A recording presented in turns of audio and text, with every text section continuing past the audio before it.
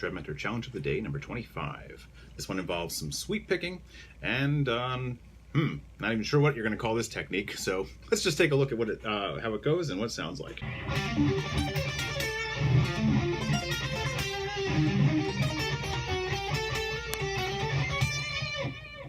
Okay, so like I said, a little bit of sweep picking going on, and then we've got this kind of back and forth between two different strings quite a bit.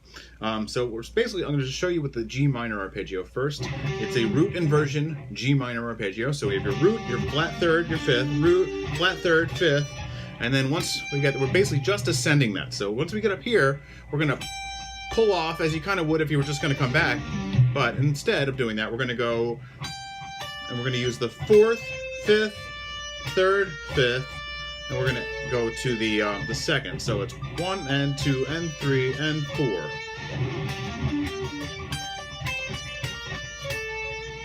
Okay, so that ultimately is another 6-note phrase. 1 and 2 and 3 and 1 and 2 and 3 and...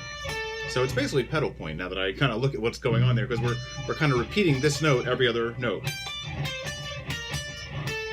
Okay, so it's a little phrase of pedal point following an arpeggio. All right, then we're going to basically go down to the flat 7 major arpeggio here.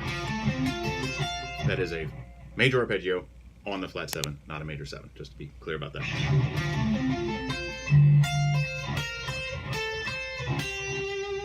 Okay, then we're going down to the 6, the flat 6, the major arpeggio that happens on the flat 6.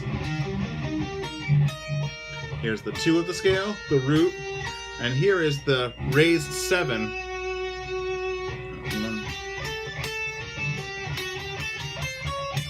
And I used one passing tone. I basically used the 4 and the sharp 4 leading up to the 5th of the scale, which is D this time. So ultimately, altogether, once again, I'm just doing the same thing 3 times in a row, which is kind of a good guideline, by the way, when you're going to use sequences, not to exceed 3 repetitions of the pattern, because then it starts to just sound like you're playing exercises. Whereas this sort of creates more of just the sense of a structure, because I'm repeating an idea in a number of different ways. And that's really the better way to use sequences. So whenever you when you listen to classical music, when you hear sequences being used, you tend to hear that they don't really go beyond 3 times. That's sort of actually it is a written rule somewhere. I don't remember. Several people have definitely written it down by now, but it's just a kind of a guideline.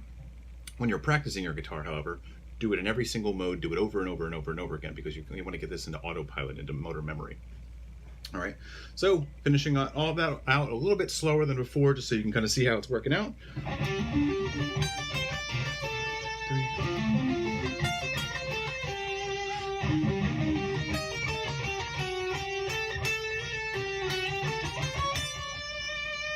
Okay, you give it a try, and I'll see you again tomorrow.